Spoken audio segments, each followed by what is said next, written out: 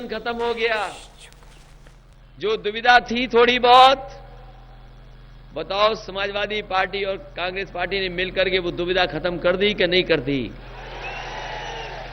और आज जब मैं आपके सामने बोल रहा हूं, तब दूसरे चरण का वोट पड़ रहा है उत्तर प्रदेश में। हम तो सवेरे से ही खबर पा रहे हैं कि साइकिल की रफ्तार बढ़ती जा रही है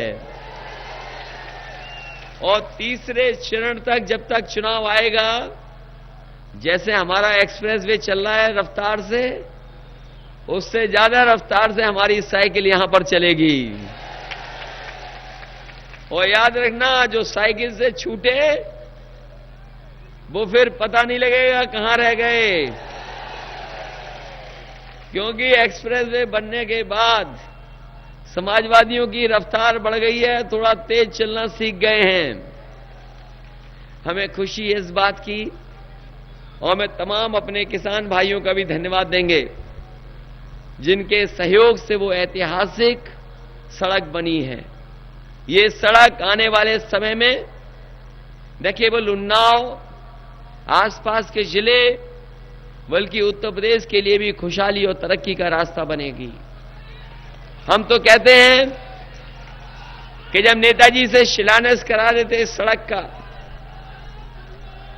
सड़क का जब शिलान्यास करा रहे थे नेताजी से, तो नेताजी ने कहा कि ये बताओ ये सड़क कितने दिनों में बनकर के तैयार हो जाएगी? हम लोगों ने कुछ ज्यादा महीने बता दिए। नेता ने कहा ये सरकार बनने से पहले कम से कम शुरू हो जाए, और उन्होंने कहा कि ये 24 महीने में सड़क बन जानी चाहिए।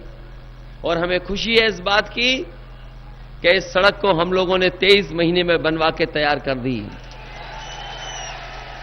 और इसमें से कुछ साथी तो आए होंगे जब एयरफोर्स के बड़े लड़ाकू विमान भी उतार के हम लोगों ने सड़क पर दिखा दिए।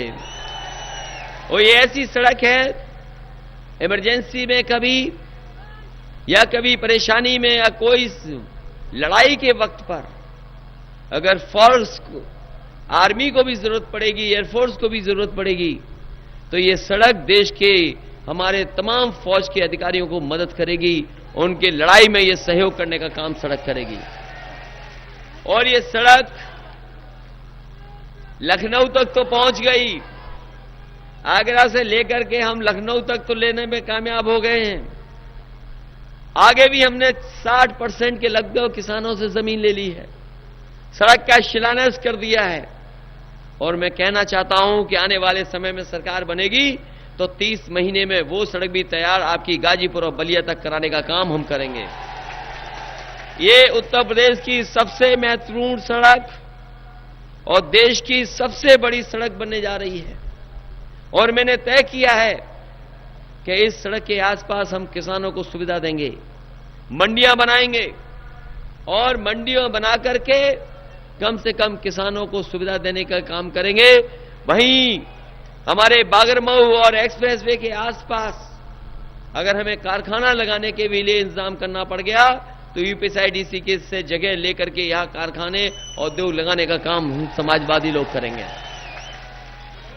और मैंने अपने उस भाषण में भी कहा, जब कभी मैंने सड़क के बारे में लोगों से कहा तो मैंने यही कहा कि अमेरिका ने सड़कें बनाई और सड़कों ने अमेरिका को बना दिया।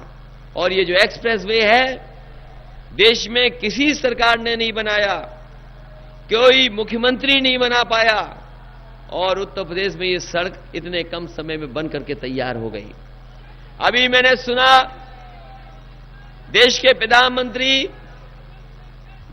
प्रधानमंत्री जो बहुत मन की बात कर रहे हैं, रेडियो पे भी मन की बात कर ली, टीवी पे भी उनकी मन की बात सुन ली, कई वर्षों से लगातार उनकी मन की बात चल रही है, लेकिन कमाल यह है कि जनता अभी तक उनकी मन की बात नहीं समझ पाई और वो अपने मन की बात भी नहीं समझा पाए।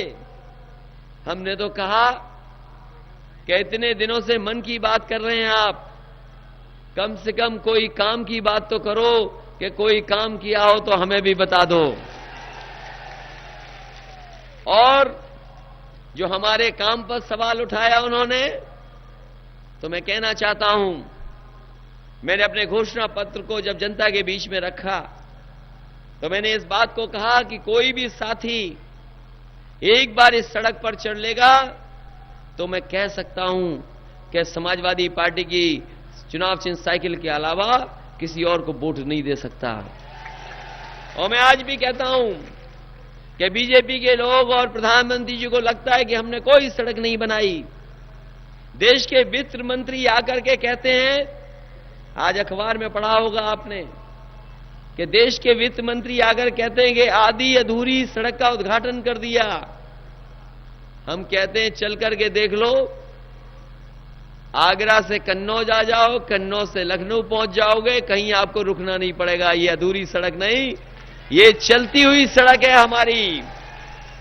और जो प्रधानमंत्री अगर चलने आज गुसाईगंज आए हैं, कन्नौज पहुंच रहे हैं, मैं तो कहूंगा कि 10 मिनट 20 मिनट निकाल करके हमारी सड़क पे चल लो, और चलने के बाद आप भी कहोगे कि हम भी साइकिल का बटन दबाएंगे, क्योंकि इससे शानदार सड़क देश में नहीं बनी है। और बनी हो तो हमें बता दो।